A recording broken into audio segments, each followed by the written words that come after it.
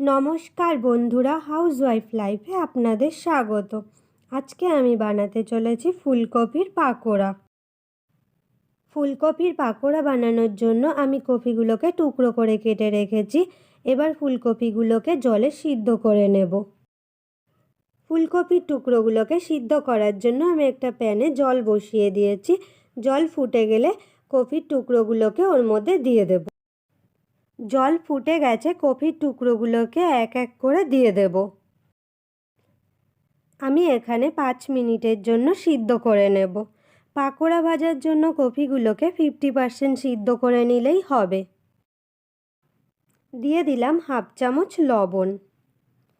এই সময় লবণ দিয়ে দিলে কপির মধ্যে ভালোভাবে লবণগুলো ঢুকে যাবে।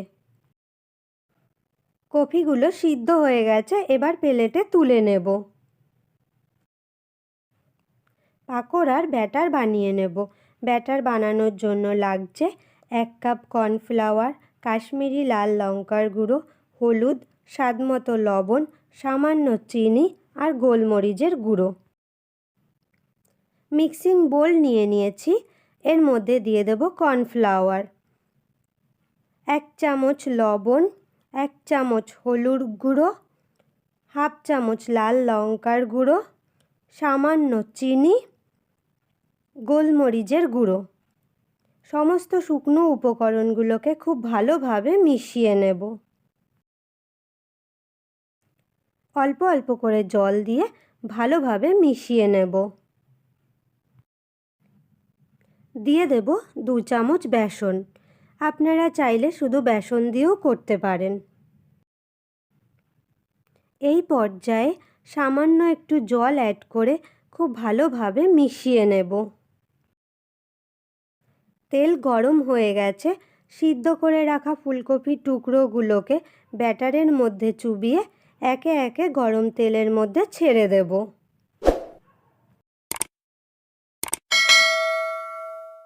সমস্ত পাকোড়াগুলোকে তেলের মধ্যে ছাড়া হয়ে গেছে। এই সময় গ্যাসের ফ্লেমটাকে লোতে রেখে ধীরে ধীরে পাকোড়াগুলো ভেজে নেব। ভালোভাবে উল্টে পাল্টে ভেজে নেব। পাকোড়াগুলো লাল লাল করে ভেজে নিয়েছি। লাল করে ভেজে নিলে পাকোড়াগুলো মুচমুচে হয়, খেতেও ভালো লাগে। পাকোড়াগুলো ভাজা হয়ে গেছে, এবার এগুলোকে প্লেটে তুলে নেব।